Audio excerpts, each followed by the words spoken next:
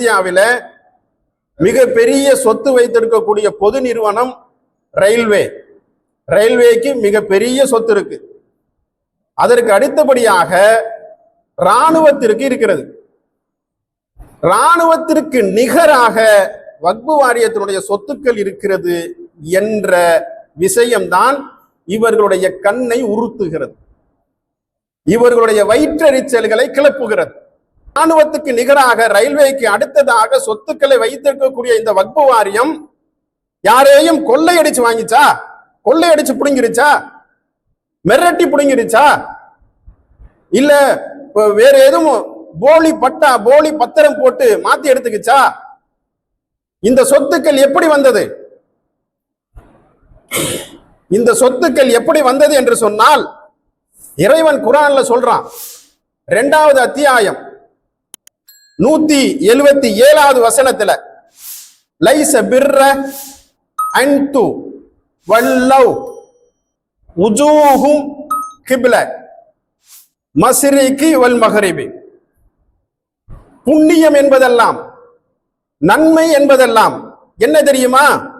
உங்களுடைய முகங்களை கிழக்கிலோ மேற்கிலோ திருப்பிக் கொள்ளுவதல்ல. நாம இங்க மேற்கு நோக்கி தொழுகிறோம், பல நாடுகள்ல கிழக்கு நோக்கி தொழுவாங்க. இறைவன் அதை சொல்றான், நன்மை என்பதெல்லாம் நீங்கள் உங்களுடைய முகங்களை கிழக்கிலோ மேற்கிலோ திருப்பிக் கொள்ளுவதல்ல. வலாகின்ன பிர்ர மன் ஆமன பில்லாஹி யௌமில் ஆஹிரி வல் மலாயிகதி வ கிதாபி வ நபியீன வ ஆதா மாலா அலா ஹுப்பி.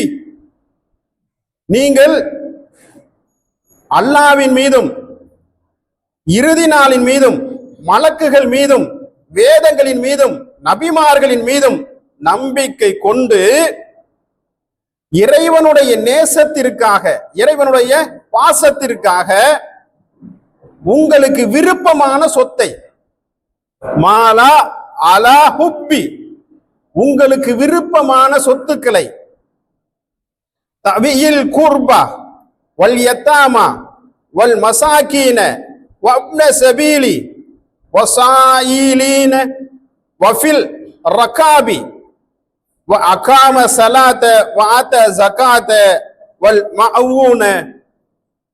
நீங்கள் உங்களுடைய பெற்றோர்கள், உங்களுடைய உறவினர்கள், அனாதைகள், ஏழைகள், வழிப்போக்கர்கள், யாசிப்பவர்கள், கடனாளிகள், கஷ்டத்திலிருந்து மீள வேண்டும் என்று வேதனைப்பட்டு கொண்டிருப்போர் ஆகியவர்களுக்காக கொடுப்பதுதான் உங்களுக்கு புண்ணியமான விஷயம் என்று இறைவன் குறிப்பிடுகிறான். இறைவன் இப்படி கடமையாக்கியதால், இந்த சமூகத்தின் மீது இப்படி கடமையாக்கியதால், இந்த சமூகத்திலே யாரெல்லாம்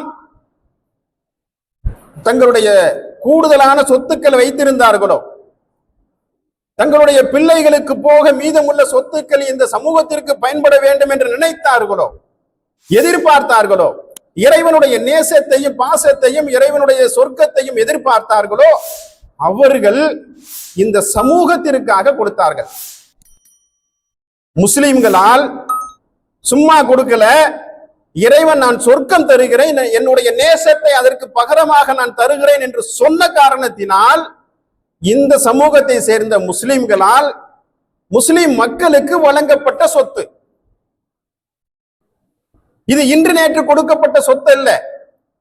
1923 பிரிட்டிஷ் கோட்டையிலேயே இதுக்கு ஒரு சட்டத்தை இயற்றி தனியாக வாரியம் அமைக்க வேண்டும் என்று சொல்லும் அளவிற்கு அதற்கு முன்பாகவே இவ்வளவு பெரிய சொத்துக்களை வைத்திருந்தது வக்பு வாரியம். அங்கொன்றும் இங்கொன்றுமாக சில்லறைகளாக இருக்கிறது, இதை ஒருமுகப்படுத்த வேண்டும் என்று சொல்லி பிரிட்டிஷாரிடம் கேட்டு அந்த வக்பு வாரியத்தை அமைத்தார்கள். கிட்டத்தட்ட 1500 ஆண்டுகளாக இந்த இஸ்லாம் எப்பொழுது வந்ததோ அப்பொழுது முதல் கொண்டு இந்த மண்ணிலே முஸ்லிம்களால், முஸ்லிம் மன்னர்களால் வழங்கப்பட்ட சொத்துக்கள் வக்பு வாரிய சொத்துக்கள் என்று வரையறுக்கப்படுகிறது.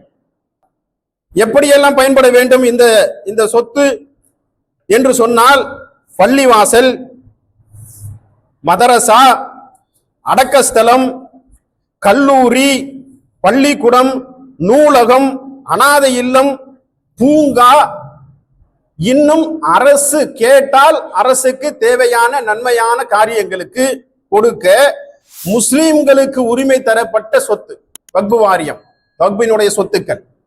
இது யாரும் கவர்மெண்ட் கொடுத்ததில்லை. இந்திய அரசாங்கமோ தமிழ்நாடு அரசாங்கமோ மாநில அரசாங்கமோ கொடுத்த சொத்துக்கள் அல்ல. ஒரு சில முஸ்லிம் அல்லாத மன்னர்கள், இப்போ இல்ல, மன்னர்கள் வாழ்ந்த காலத்துல புதுக்கோட்டை மன்னர் வாழ்ந்தாரு, திருச்சியில ராணி மங்கம்மா வாழ்ந்தாங்க. இப்படி முஸ்லிம் அல்லாத மன்னர்கள் தங்களுக்கு கீழே வாழ்ந்த முஸ்லிம்களுக்காக அல்லது அந்த ஆட்சிக்காக முஸ்லிம்கள் செய்த தியாகங்களுக்காக அவர்களுக்கு என்ன செய்தாங்கன்னு சொன்னா, ஒரு சில சொத்துக்களை ஒதுக்கி கொடுத்து இதை உங்களுடைய முஸ்லிம் சமூகத்திற்கு தேவையான சொத்தாக பயன்படுத்திக் கொள்ளுங்கள் என்று கொடுக்கப்பட்ட சொத்துக்கள் ஒரு சில இடங்கள்ல. திருச்சியிலையும் திருச்சி மங்கம்மா அவர்கள் சில சொத்துக்களை கொடுத்திருக்கிறாங்க.